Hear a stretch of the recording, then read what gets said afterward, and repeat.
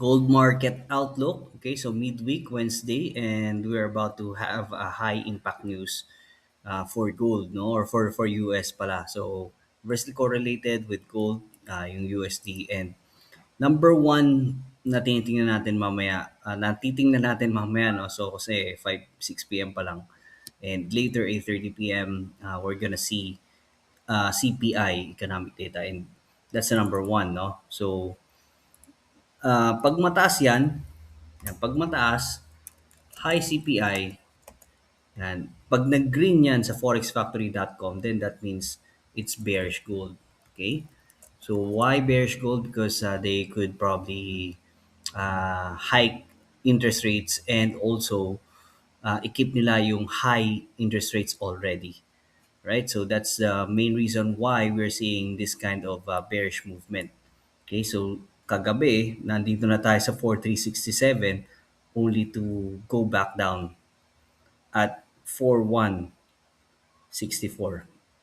Okay, so probably the market is pricing it right now, and later pagka nagkaroon ng CPI, it could probably have a bounce back, but um, it's not a sure thing, no. We're still gonna see kung ano yung magiging reaction ng market dito. And what we're looking at is that at 15-hour time frame, we are still looking at 4150 is our main target. So actually dito, uh, nag-entry na tayo dito at around 4219. So 4150 is a target, and also 4095. Okay? So why 4095 is because um, okay. Yan, 4,095, no? Yung pinaka dulo ng kandila na to. Yung buntot niyan, yung wick na yan, no? So that's the target. Okay, if this is going to go down fast, right? So it already went down fast, and ayun lang yung inaano natin, no? If mabasag niya to, then 4,095. If it goes below here, then we will reassess our position here.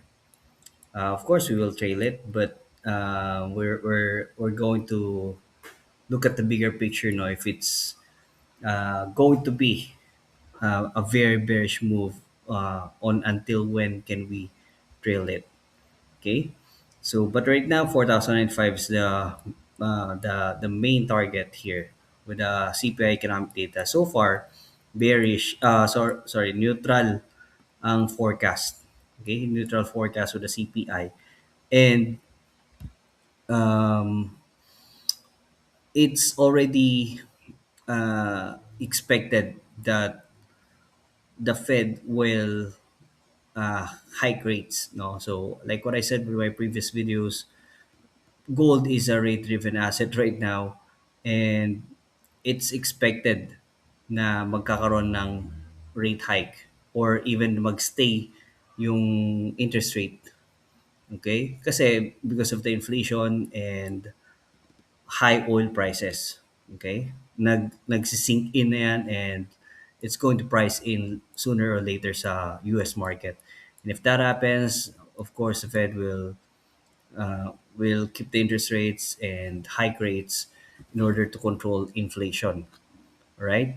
As long as the dollar is still strong, because dun pupunta yung pera with the high interest rates, and also it's going to be expensive to own or to trade gold because it's XAUUSD and we are buying against US dollar.